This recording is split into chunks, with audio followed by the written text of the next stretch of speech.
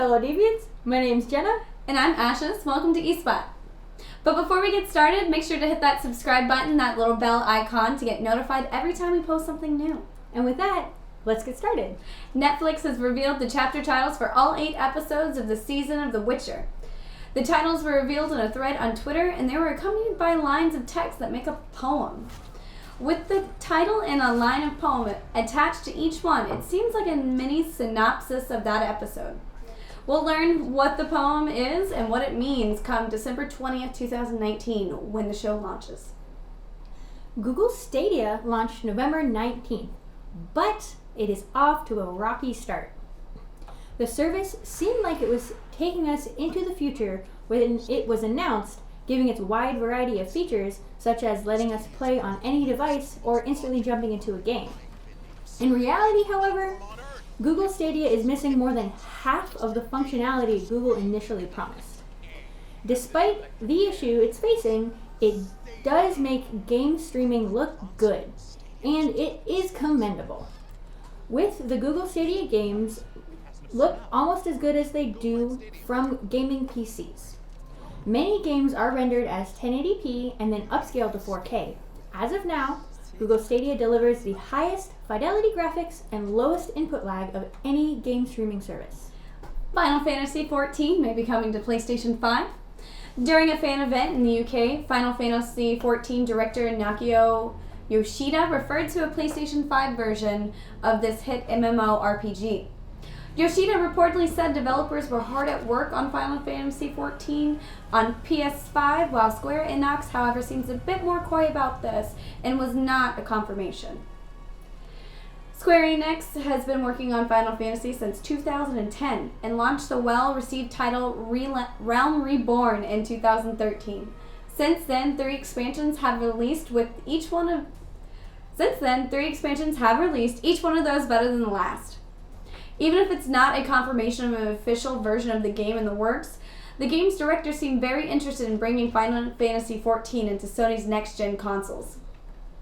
Session, a new skateboard and extreme sports title, is designed more after the Skate series than Tony Hawk series.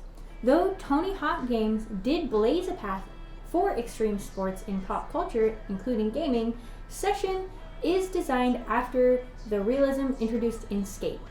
Game developer, skater Marc-Andre Houde, lead developer of Session, enjoyed the Tony Hawk games, but saw them more as a combo game. The series did boost the culture of skating, but the realism isn't quite there. Prior to Session, Houde worked as an animator and motion capture expert in a wide variety of notable games. While he did enjoy the experience at the studios, he was working on different designs that he deemed more simulation-like for skateboarding in a game. Houde played Skate, a successful title that resurrected the extreme sport genre, and realized there is a legitimate market for skating games. The way Skate introduced new gameplay mechanics was revolutionary. Session furthers this revolution with a new control design.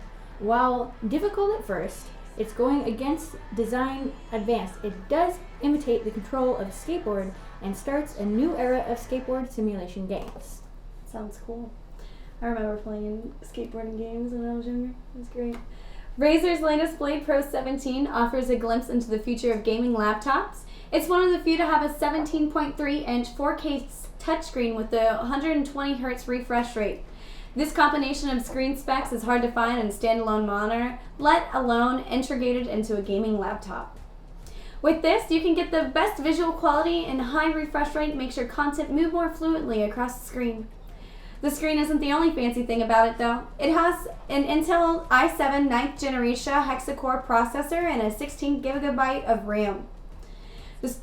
This machine relies on NVIDIA RTX 2080 Max-Q graphics card, a laptop graphics card that allows the Blade Pro to stay thin.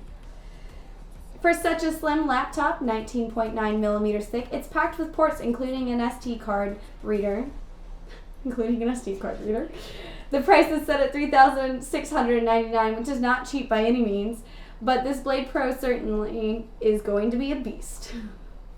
If you want a bit of a pick-me-up, try Apocalypse Coffee, our chocolatey roast with hints of hazelnut.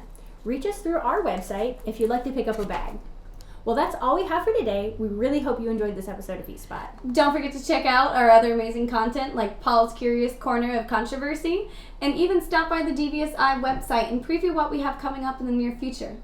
Thank you all so much for watching, and remember, Stay devious.